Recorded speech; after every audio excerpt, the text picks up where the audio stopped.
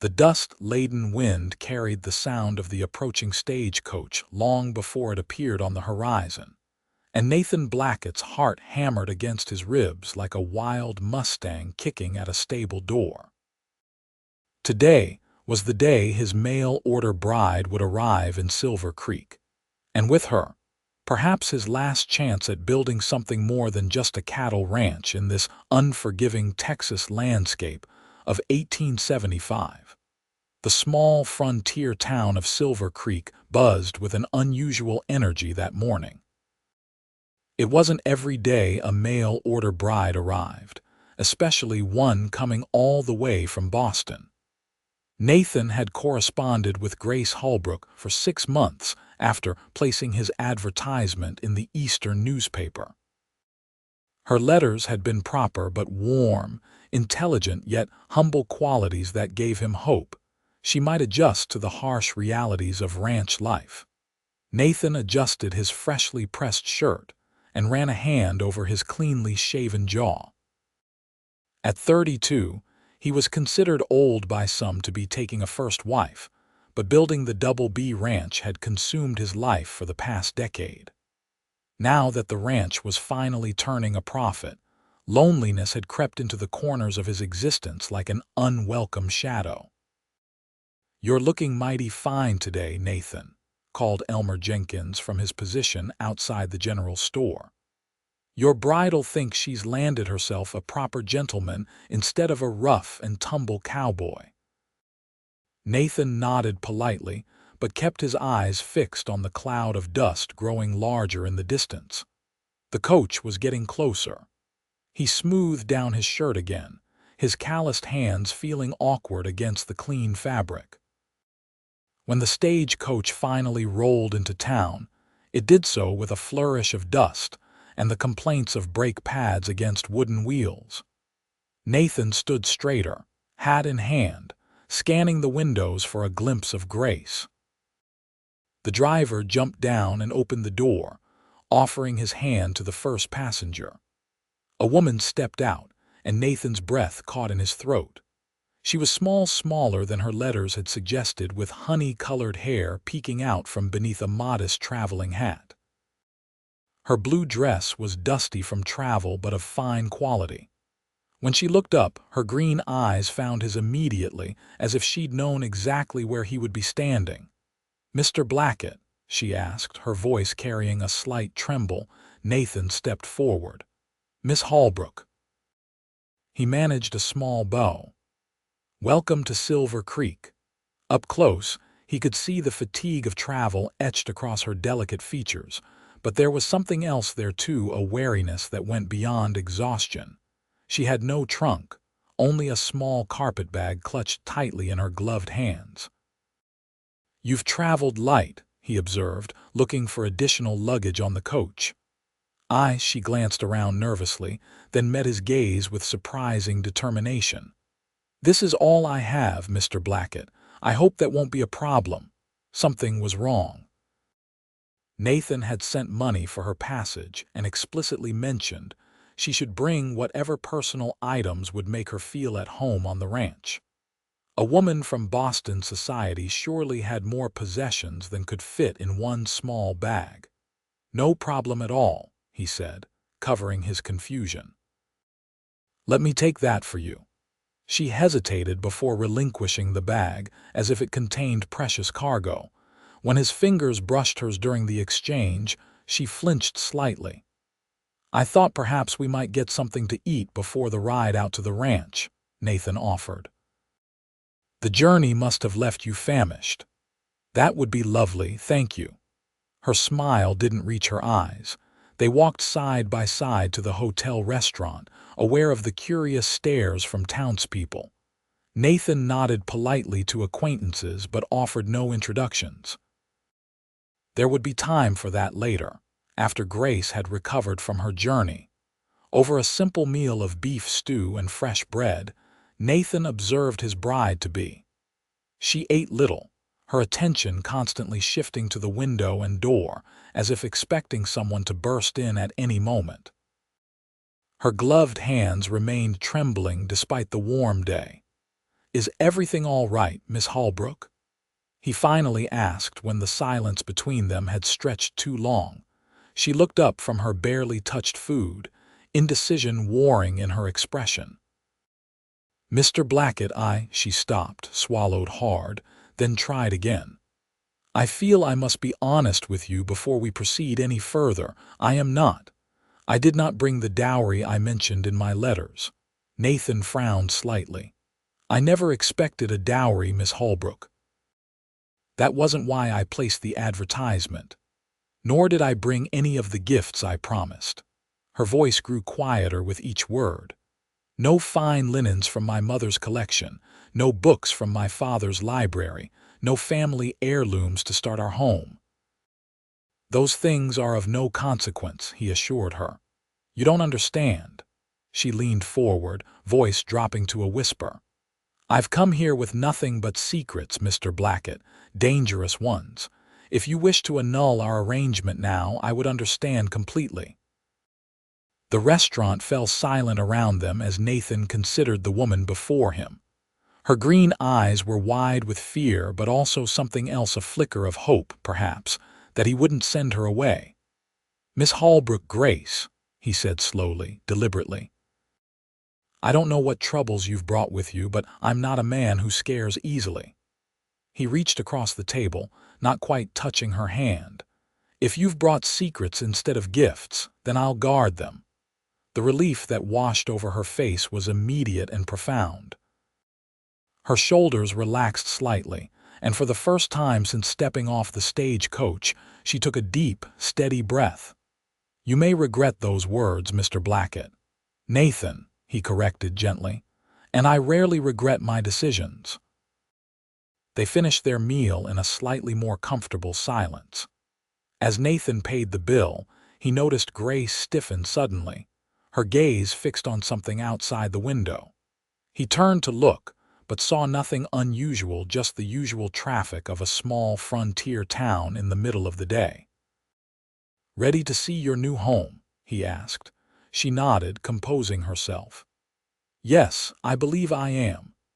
Nathan helped Grace onto his wagon, noticing how she kept her carpetbag clutched in her lap rather than placing it in the back with the supplies he'd purchased in town. Whatever secrets that bag contained, they were clearly precious to her. As they left Silver Creek behind, the vast Texas landscape opened before them, rolling hills giving way to the distant mountains, grasslands dotted with mesquite and oak.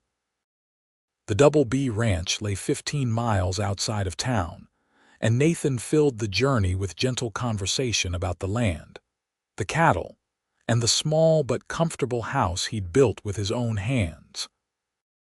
Grace listened attentively, asking thoughtful questions that revealed an intelligence and practicality Nathan hadn't expected from a Boston society woman. When she finally smiled genuinely at his story about a particularly stubborn bull named Ferdinand, Nathan felt an unexpected warmth spread through his chest. "There it is," he said eventually, pointing toward the horizon where a modest 2-story house stood surrounded by corrals, a barn, and several outbuildings. "It's not what you're used to, I imagine, but it's solid and it's beautiful," she interrupted softly. And in that moment, seeing it through her eyes, Nathan thought perhaps it was. 2 ranch hands came out to greet them as the wagon approached. Miguel Rivera and Josiah Walker, Nathan's most trusted workers. They tipped their hats respectfully to Grace, but kept their distance, sensing their boss's desire to settle his bride-to-be before making formal introductions. The house was simple but well built, with a spacious front porch and sturdy furniture Nathan had either made himself or ordered from back east. He showed Grace through the rooms, ending with the bedroom that would be hers until they married. "I hope it meets with your approval," he said, standing awkwardly in the doorway as she surveyed the modest space with its clean quilt and curtained windows. "It's more than I could have hoped for." She placed her carpetbag gently on the bed, her knuckles white from gripping the handle so tightly during the entire journey. "I'll leave you to rest," Nathan said. "Supper will be ready in a few hours. Mrs. Winters comes in from her homestead to cook for us most days." Grace nodded gratefully. "Thank you, Nathan, for everything." Alone in her room, Grace finally allowed herself to breathe. She locked the door, then removed her gloves to reveal badly bruised knuckles, evidence of the fight that had preceded her hasty departure from Boston.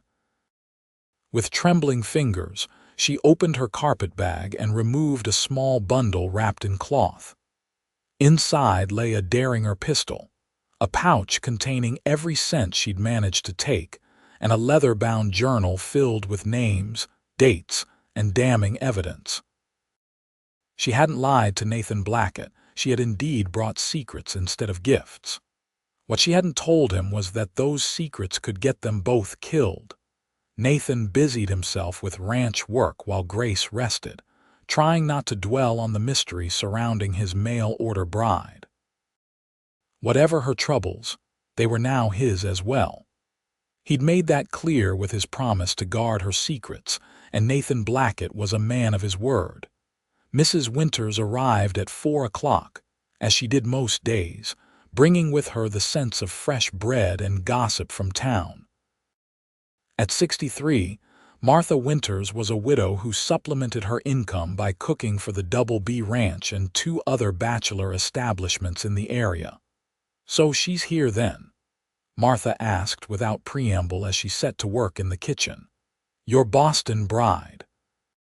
"She is," Nathan confirmed, washing up at the sink. "Miss Grace Holbrook. Pretty name. Pretty girl too, I expect."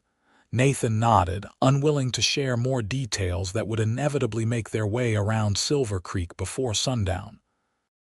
"Well, I hope she knows what she's getting into," Martha continued, kneading dough with practiced motions. "Ranch life isn't for the faint of heart." "She seems capable," was all Nathan offered. Supper that evening was a quiet affair.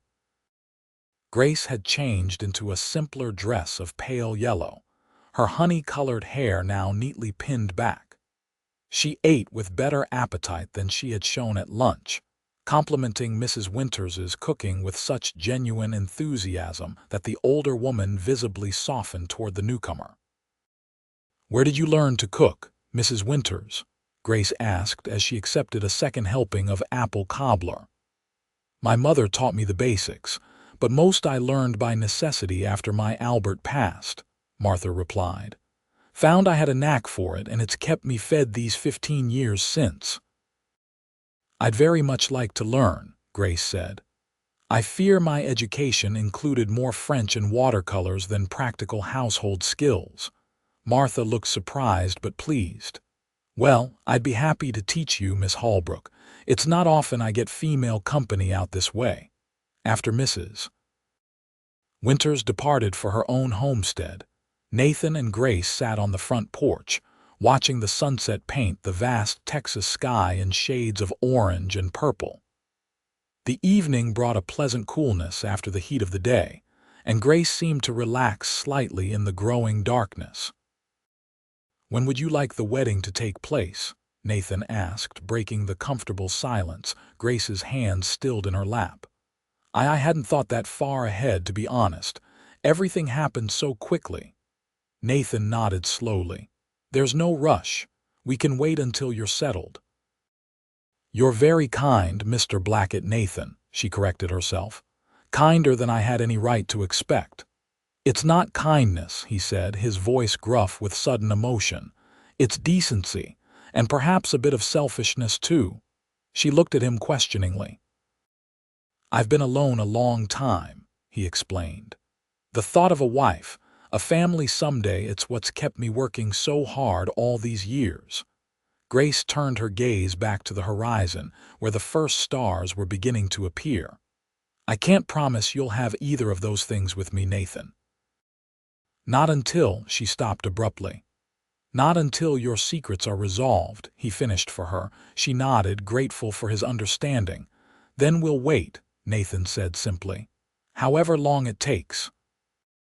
That night, Grace lay awake listening to the unfamiliar sounds of the Texas prairie coyotes calling in the distance, the occasional lowing of cattle, the creak of the house as it settled. Her room was directly above Nathan's, and she found comfort in knowing he was just below, solid and steady as the house he'd built. For the first time since fleeing Boston, she allowed herself to consider the possibility of a future here not just as a place to hide, but as a home. Nathan Blackett was nothing like the men she'd known in Boston society.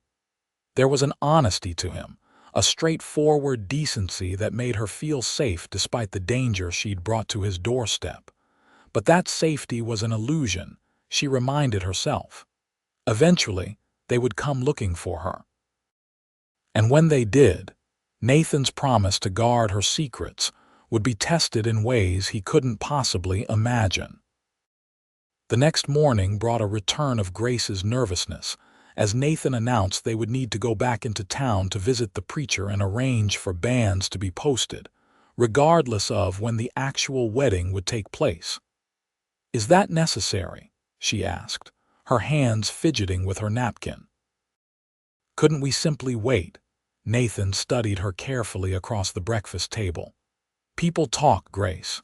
A single woman living at a bachelor's ranch, it won't be long before your reputation is in tatters. I thought to spare you that at least."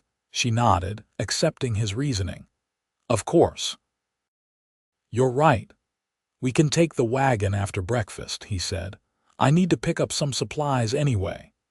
The ride into Silver Creek was tense, with Grace scanning the horizon frequently as if expecting pursuit.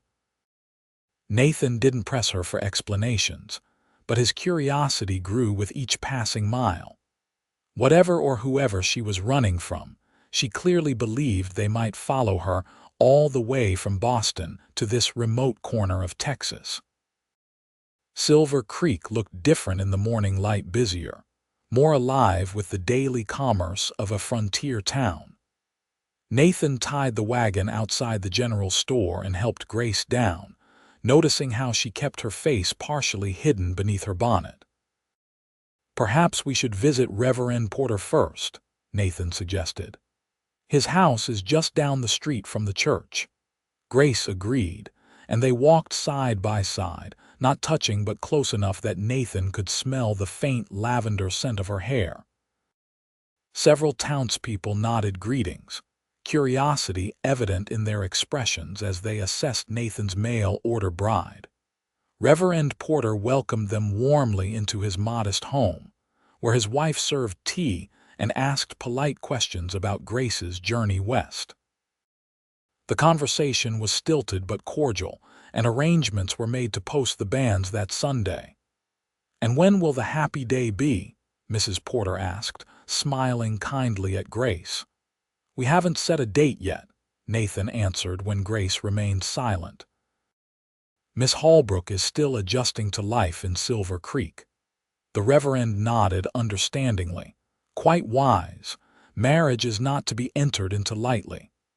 As they left the Reverend's house, Nathan noticed Grace's posture had become increasingly rigid.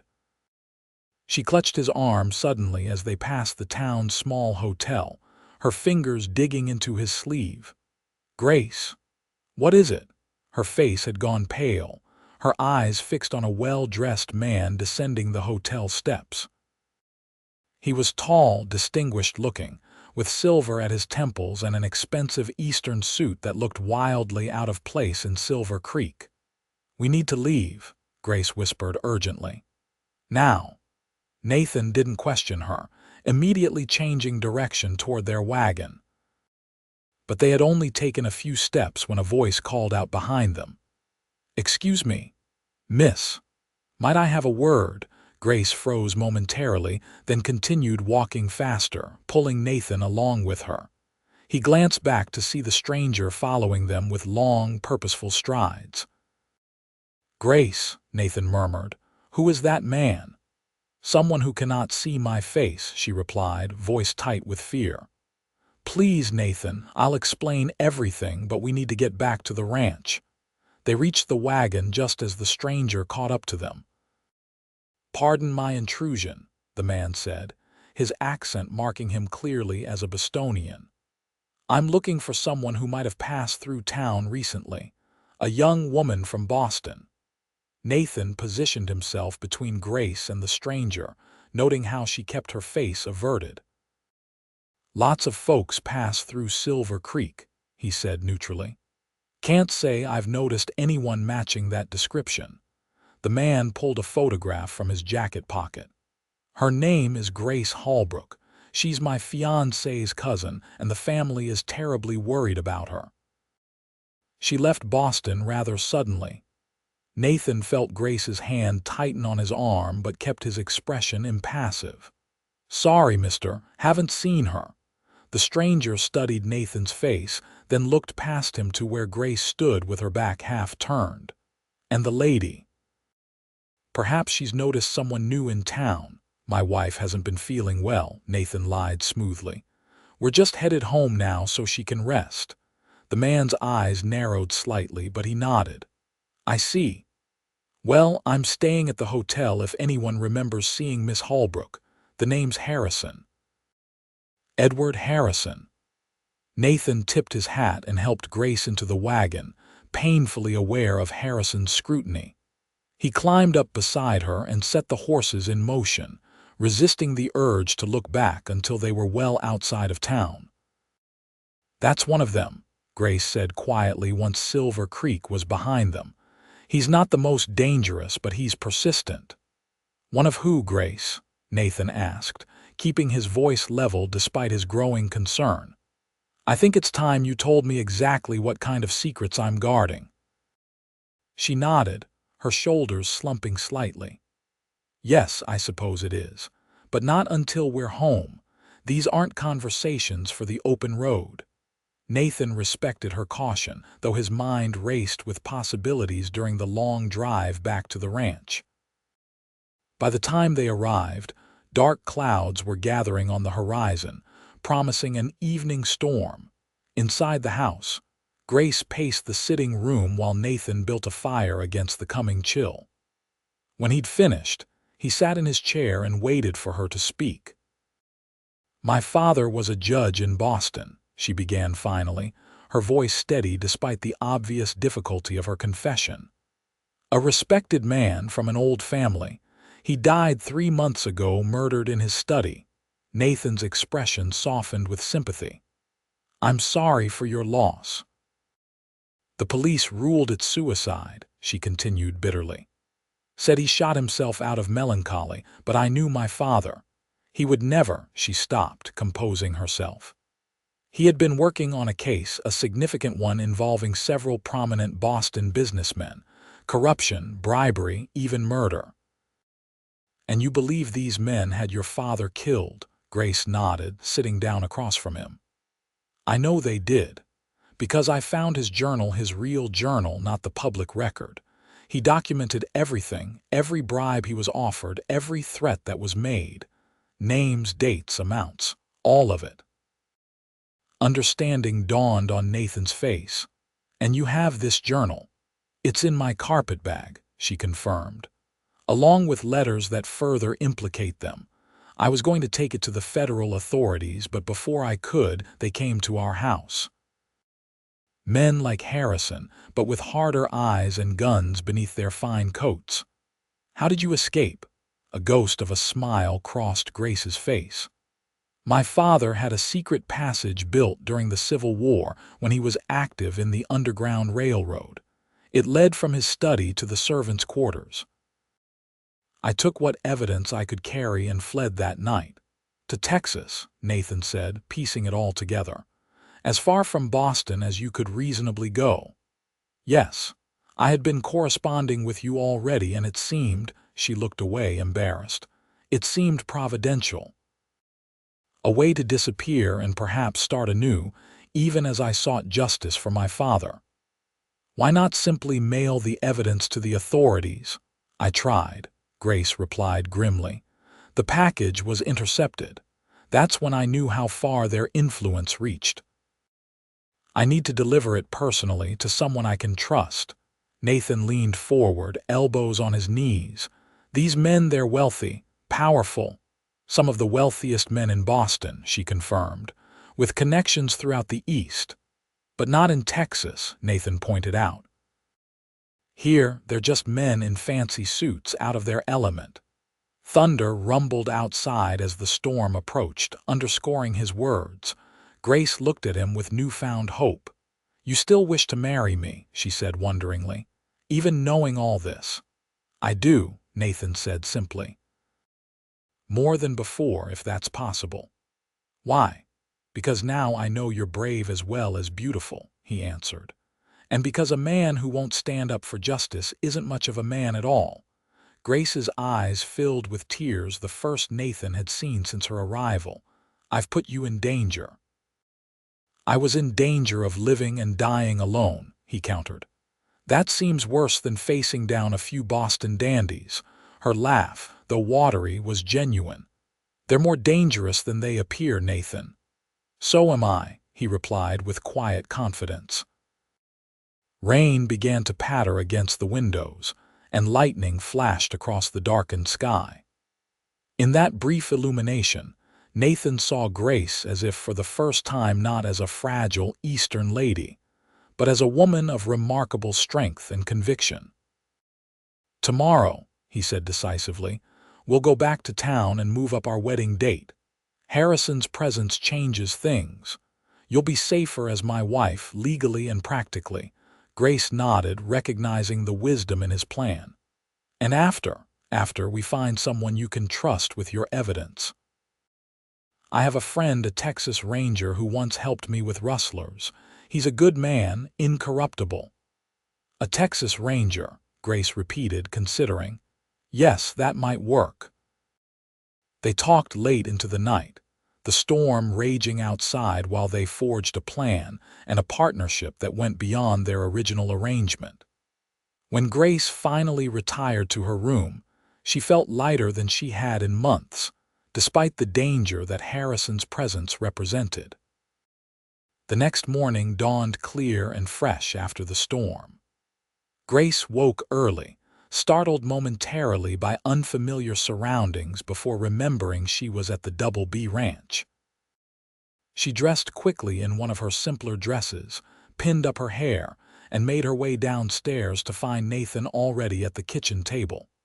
"Good morning," he greeted her, rising from his seat. "I hope you slept well despite the storm." "Better than I have in months," she admitted, accepting the cup of coffee he offered. Nathan had prepared a simple breakfast of biscuits, bacon, and eggs, explaining that Mrs. Winters only came in the afternoons. Grace was touched by his consideration and found herself enjoying the domesticity of sharing a meal he had prepared. "I thought we might ride into town together after breakfast," Nathan said. "Speak with Reverend Porter about moving up the wedding." Grace nodded, though her stomach tightened at the thought of potentially encountering Harrison again. "Do you think he'll agree?" "He's a reasonable man," Nathan assured her, "and not unfamiliar with the practical considerations of frontier life." They were just finishing breakfast when the sound of approaching horses drew their attention. Nathan moved to the window, his expression hardening as he counted 3 riders approaching the ranch house. "Stay inside," he instructed Grace, reaching for his rifle above the fireplace. "It's Harrison, and he's brought friends." Grace's heart pounded as she peered around the curtain. Harrison sat astride a fine bay horse, flanked by 2 hard-faced men who looked considerably more at home on horseback than the Boston businessmen. "They're hired guns," she whispered. "Professional men." Nathan checked his rifle and positioned himself by the door. "Go upstairs," he told her. "Get your evidence and be ready to leave through the back if necessary." Grace hesitated, torn between fear for herself and fear for Nathan. "I can't leave you to face them alone." "You won't," he promised. "But that evidence is too important to fall into their hands. Go now, quickly." She hurried upstairs as the riders reached the front yard. From her window, Grace could see Nathan step onto the porch, rifle held casually but ready. "Good morning, gentlemen," she heard him call. "You're a long way from town." Harrison dismounted, straightening his Eastern suit with practiced dignity. "Mr. Blackett, is it? We met yesterday in Silver Creek." "I remember," Nathan replied coolly. "What brings you out to the Double B?" "Information," Harrison said, smiling thinly. "It seems my inquiries in town yielded some interesting details. Namely, that Nathan Blackett recently welcomed a mail-order bride from Boston, a rather remarkable coincidence, wouldn't you say?"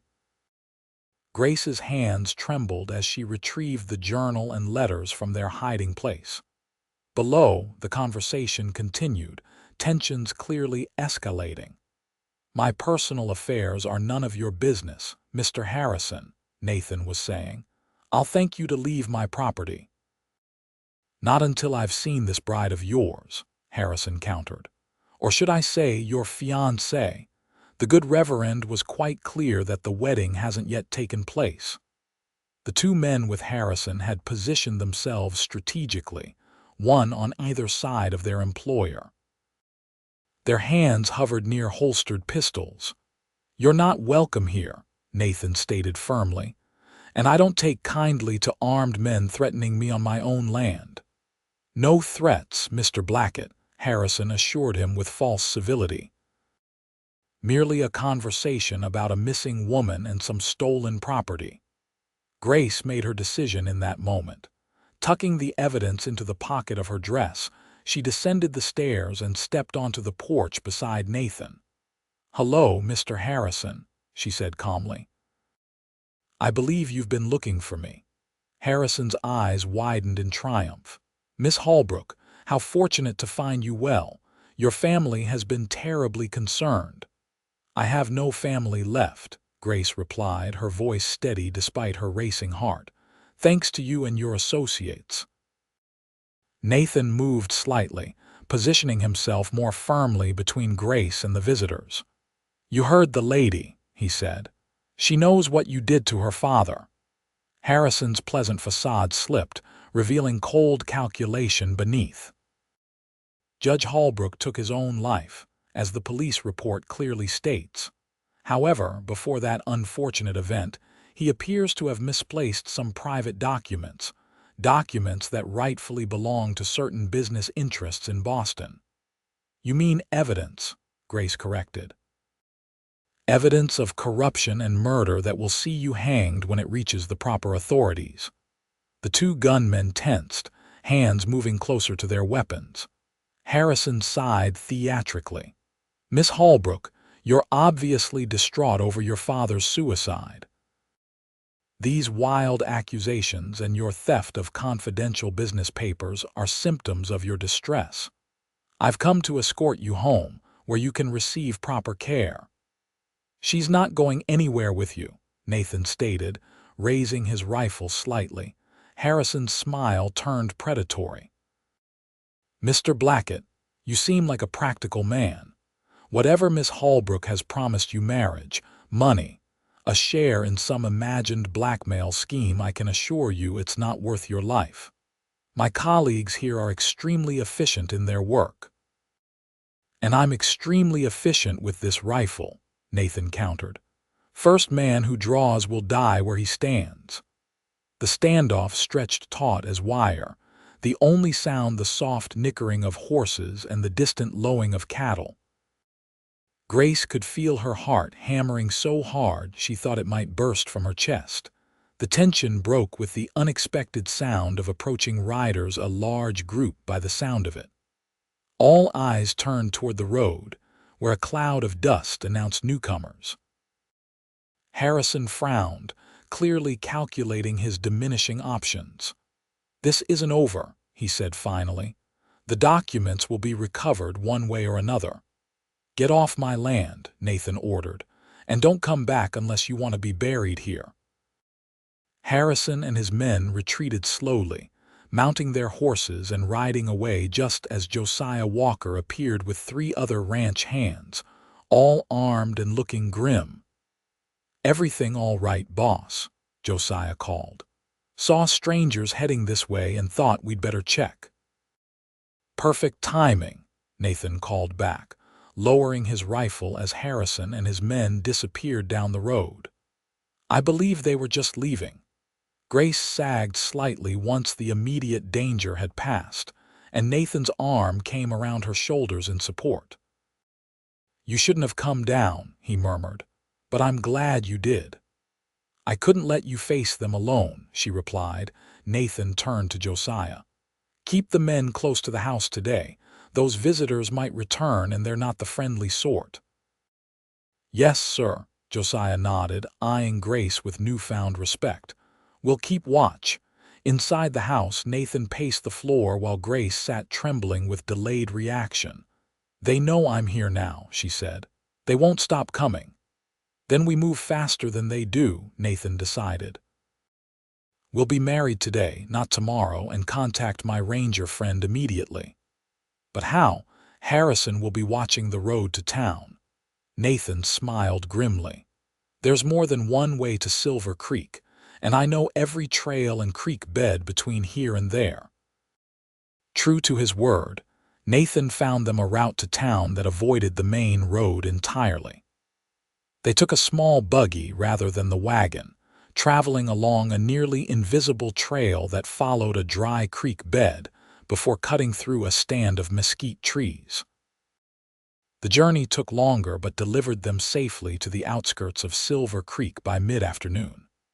Rather than driving openly into town, Nathan left the buggy hidden behind the livery stable and escorted Grace through back alleys to Reverend Porter's home. The minister was surprised by their unexpected arrival and even more surprised by their request for an immediate ceremony. "Today," he repeated, blinking rapidly. "But the banns haven't been posted, and there are procedures. It's a matter of urgency, Reverend," Nathan interrupted. "Miss Holbrook's safety depends on it." Reverend Porter looked from Nathan's determined face to Grace's fearful one and sighed deeply. "Very well. I suppose these are extraordinary circumstances, but we'll need witnesses." "Mrs. Porter can serve as one," Nathan suggested. "And perhaps you could send for the sheriff. Having the law present might discourage any interruptions."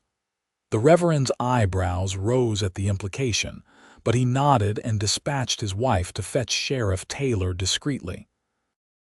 An hour later, Grace Holbrook became Grace Blackett in a brief ceremony in the Reverend's parlor.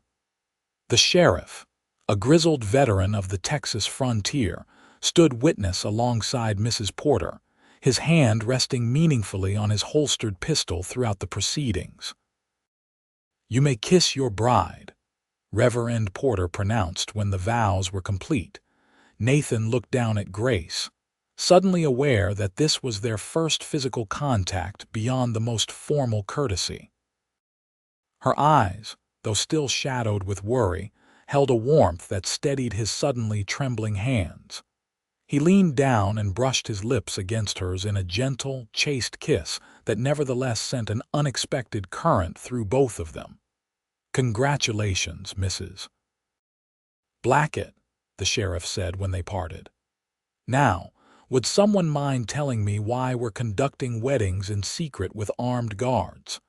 Nathan nodded to Grace, who proceeded to explain the situation to the sheriff in concise, clear terms. She produced her father's journal as evidence, watching carefully for the sheriff's reaction. Sheriff Taylor thumbed through the pages with increasing gravity. "This is serious business, madam," he said finally. "Beyond my jurisdiction, that's certain.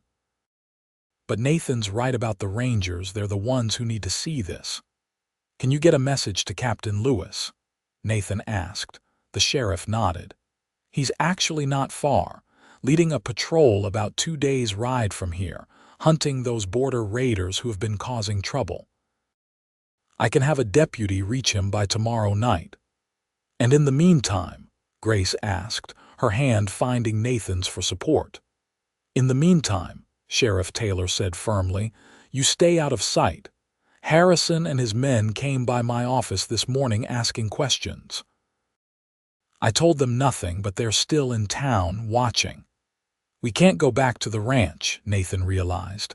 They'll be watching the roads. Stay here, Reverend Porter offered immediately. We have a spare room and no one would think to look for you at the parsonage. Nathan and Grace exchanged glances, silently weighing their options.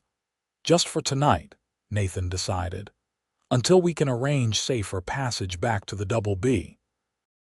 As darkness fell over Silver Creek, Grace stood by the window of the parsonage spare bedroom, watching for any sign of Harrison or his men. Nathan entered quietly, carrying a tray with the simple dinner Mrs. Porter had prepared. Any movement out there? He asked, setting the tray down on a small table. Nothing suspicious, Grace replied, turning to face him. In the lamplight, she looked exhausted but resolute. It still doesn't seem real, any of it. Which part? Nathan asked, a slight smile tugging at his lips. The dangerous secrets, the pursuers from Boston, or the fact that you're now Mrs. Blackett? All of it, she admitted, returning his smile hesitantly. Especially the last. We've known each other less than 2 days. And yet I feel I know the true Grace Holbrook Blackett better than most, Nathan said softly. You've shown remarkable courage.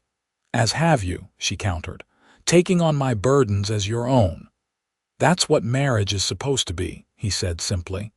At least, that's what I've always believed. They ate in companionable silence, the unfamiliar intimacy of sharing a room adding a subtle tension to their movements. When they'd finished, Nathan cleared his throat awkwardly. I'll sleep in the chair, he offered, gesturing to the room's single armchair. You take the bed.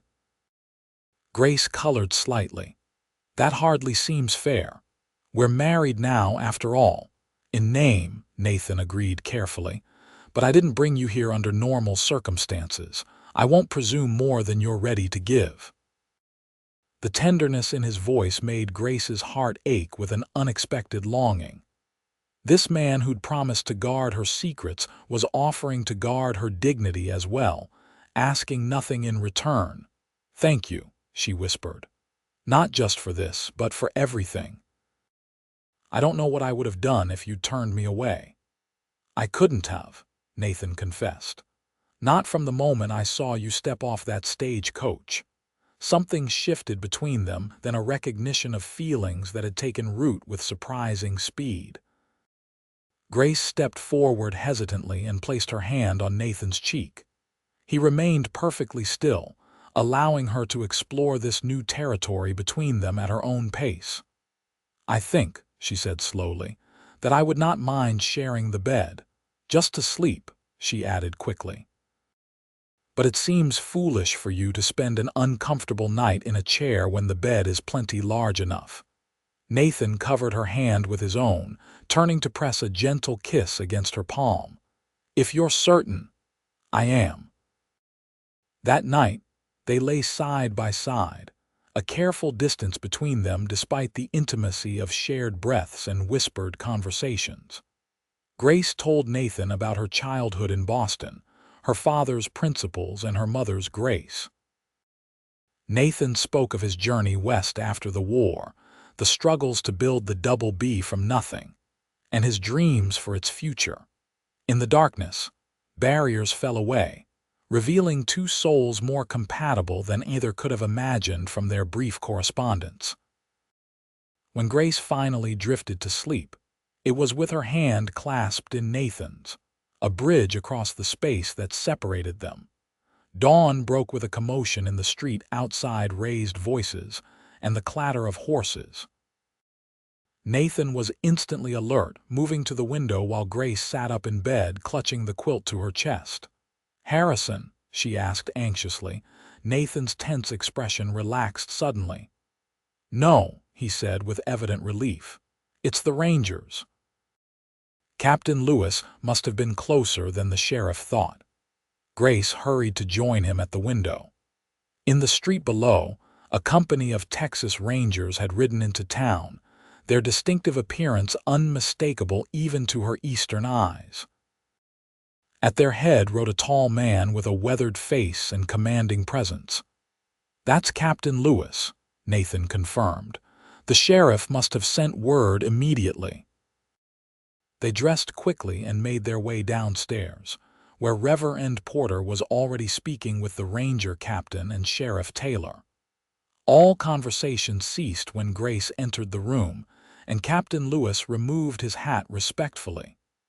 "Mrs. Blackett," the sheriff greeted her. "This is Captain James Lewis of the Texas Rangers. I've briefed him on your situation." "Madam," the captain nodded, "the sheriff tells me you have evidence of crimes committed in Boston that have followed you here." "I do," Grace confirmed, retrieving her father's journal from the pocket of her dress. "My father documented everything before he was murdered." Captain Lewis accepted the journal with careful hands, and the men pursuing this evidence are currently in Silver Creek. "At the hotel," Sheriff Taylor confirmed, "3 of them that we know of." "4," the captain corrected grimly. "My men spotted another arriving late last night, heavily armed and trying hard not to look it." Nathan moved protectively closer to Grace. "What's your plan, Captain?" "First, to secure Mrs. Blackett and this evidence," Lewis replied. "Then to have a conversation with these Boston gentlemen about jurisdiction and the penalties for pursuing vendettas across state lines." "They'll deny everything," Grace warned. "Mr. Harrison is particularly skilled at presenting a respectable face." Captain Lewis smiled thinly. "Madam, I've been dealing with men who hide evil behind respectable faces my entire career. These fellows may be wealthy and connected in Boston, but this is Texas. And in Texas, the Rangers have the final say." The captain's confidence was not misplaced. By noon, Harrison and his men had been detained in the sheriff's office, their protests falling on deaf ears as Captain Lewis methodically dismantled their cover story. When confronted with specific details from Judge Holbrook's journal, Harrison's composure finally cracked. "You have no authority here," he snarled at Lewis. "Do you have any idea who my associates are? The power they wield, in Boston, perhaps," Lewis replied calmly. "But you're a long way from Boston, Mr. Harrison." Grace and Nathan observed the confrontation from the sheriff's back office, where Lewis had insisted they remain for safety. Watching Harrison's arrogance crumble before the implacable ranger brought Grace a sense of vindication she had scarcely dared to hope for. "What will happen now?" she asked Nathan as Harrison was led away to a cell. "The captain will take your evidence to the federal authorities," Nathan explained. "Harrison and his men will be held here until marshals arrive to transport them east for trial." "And us?" Grace asked, suddenly uncertain. With the immediate danger past, she found herself facing the reality of the marriage they had entered into under such unusual circumstances. Nathan took her hand gently. "Now we go home," he said simply. "Start our life together at the Double B." "That is," he added with uncharacteristic hesitation, "if that's still what you want." Grace studied their joined hands, marveling at how natural it felt to have her fingers entwined with his. 2 days ago, he had been little more than a name on paper, a desperate gamble for escape. Now he was her husband, her protector, and she realized with startling clarity someone she could easily come to love if she wasn't halfway there already. "It is," she assured him, meeting his gaze steadily. "More than ever." The ride back to the Double B that afternoon had a different quality than their earlier journeys, a sense of beginning rather than fleeing. Captain Lewis had assigned 2 rangers to escort them, a precaution he insisted upon despite Harrison's detention. "Just until we're certain all threats are accounted for," the captain had explained. The ranch came into view as the sun began its descent toward the horizon, bathing the modest buildings in golden light. To Grace's surprise, A small crowd had gathered in the yard ranch hands and neighboring homesteaders, including Mrs. Winters, who was directing the arrangement of tables laden with food. "What's this?" Grace asked in confusion. Nathan looked equally surprised. "Appears to be a wedding celebration," he said, a smile spreading across his face. "News travels fast in these parts." As their wagon approached, cheers erupted from the gathered crowd. Josiah Walker stepped forward to help Grace down, beaming with uncharacteristic enthusiasm. "Congratulations, Mrs. Blackett," he said. "We figured you and the boss deserved a proper celebration, even if we missed the ceremony." Grace felt tears prick her eyes at the unexpected welcome. "Thank you," she managed, overwhelmed by the genuine warmth these strangers neighbors were showing her. The impromptu reception lasted well into the evening with fiddle music and dancing under the stars. Grace found herself passed from partner to partner, as the ranch hands each claimed a dance with the new Mrs. Blackett, all the while watching Nathan's proud smile as he observed from the sidelines. When the festivities finally wound down and the guests departed, Nathan and Grace stood alone on the porch of their home. The weight of the day's events indeed, all that had transpired since Grace's arrival settled around them like a tangible presence. "It's been quite a beginning," Nathan remarked, gazing out at the Texas night. "Not at all what I expected when I boarded that stagecoach," Grace agreed. Nathan turned to face her, his expression serious in the soft light spilling from the house. "I made you a promise when you first arrived," he said quietly, "that I would guard your secrets. I intend to keep that promise, Grace, along with all the vows I made today." Grace stepped closer, drawn by the sincerity in his voice. "My secrets aren't so burdensome now," she said. "Thanks to you." "Then perhaps we can start fresh," Nathan suggested. "No more secrets between us, just the truth of who we are and what we might become together." "I would like that," Grace whispered. When Nathan bent to kiss her this time, it was not the brief, chaste exchange of their wedding ceremony, but something deeper, a seal on promises made, and a glimpse of the passion that lay beneath his steady exterior. Grace responded with equal fervor, her arms twining around his neck as she gave herself fully to the embrace. They entered their home as true husband and wife, the shadows of the past receding before the promise of their future together. Whatever challenges lay ahead, they would face them united, the Boston judge's daughter and her Texas cowboy, bound by love that had bloomed in the most unlikely of circumstances. Over the following weeks, Grace settled into life at the Double B with surprising ease. Nathan marveled at her adaptability as she tackled the challenges of ranch life with determination and good humor. She learned to cook from Mrs. Winters, established a vegetable garden beside the house, and even mastered the basics of riding Western style rather than side saddle. For his part, Nathan found himself more content than he had ever imagined possible. The loneliness that had haunted the corners of his life vanished in the warmth of Grace's presence. Their evenings were filled with conversation, their days with shared work and purpose, and their nights with an increasingly passionate exploration of their marriage. Word eventually came from Captain Lewis that federal authorities had acted on Judge Holbrook's evidence.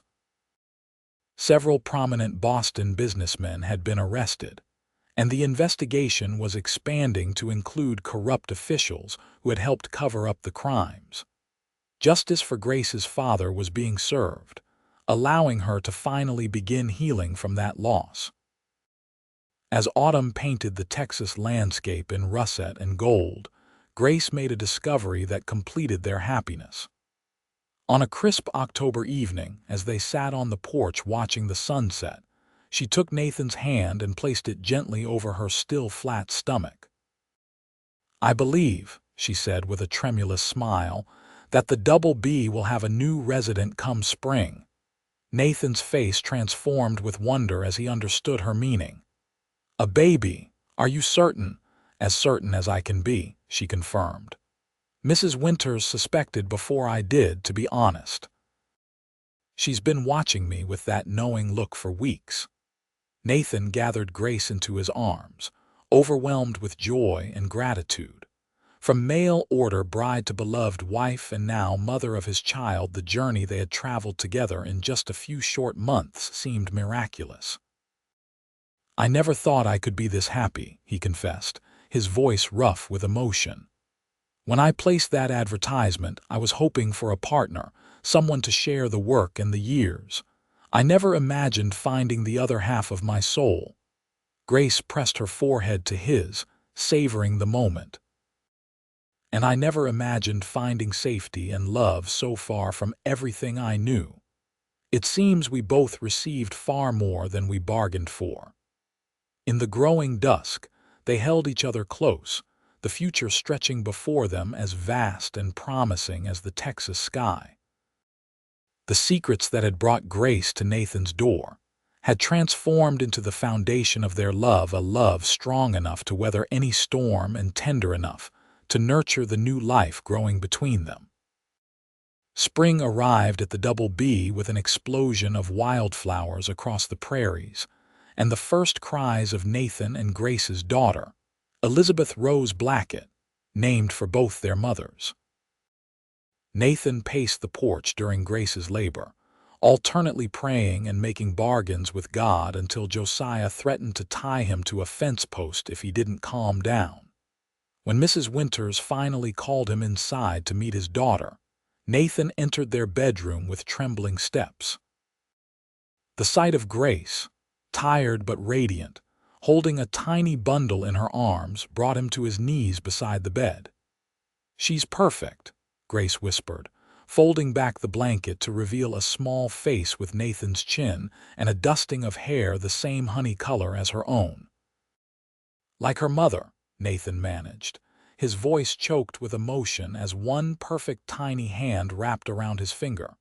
Life at the Double B expanded to accommodate its newest resident. The ranch prospered, with Nathan's careful management and Grace's shrewd suggestions for improvement. They added rooms to the house, hired more hands, and became known throughout the region for their hospitality and fair dealings. Elizabeth grew into a spirited child with her father's determination and her mother's intelligence. By the time she was joined by a brother, James Nathan, 2 years later, the Blackett family was firmly established as one of the pillars of the Silver Creek community. On warm evenings, Nathan and Grace would often sit on their porch, watching their children play in the yard while the Texas sunset painted the sky in spectacular colors. Sometimes they would reminisce about their unusual beginning, the frightened mail-order bride, and the lonely rancher who had found in each other exactly what they needed most. "You ever regret it?" Nathan asked once, on the 5th anniversary of Grace's arrival. "Coming all this way, marrying a stranger, building a life so different from the one you knew in Boston." Grace leaned against his shoulder, contentment in every line of her body. "Never," she said simply. "Not for a single moment. My only regret is that my father couldn't know the happiness I've found here with you." "I think he knows," Nathan said softly, pressing a kiss to her temple. "And I think he would approve of the man who guards not only his daughter's secrets, but her heart as well." Grace smiled, watching their children chase fireflies in the gathering dusk. The secrets she had brought to Texas had long since lost their power to frighten her, transformed by time and love into merely one chapter in the story of their lives together, a story that continued to unfold with each passing season. Each shared joy and sorrow, each quiet moment of understanding between them.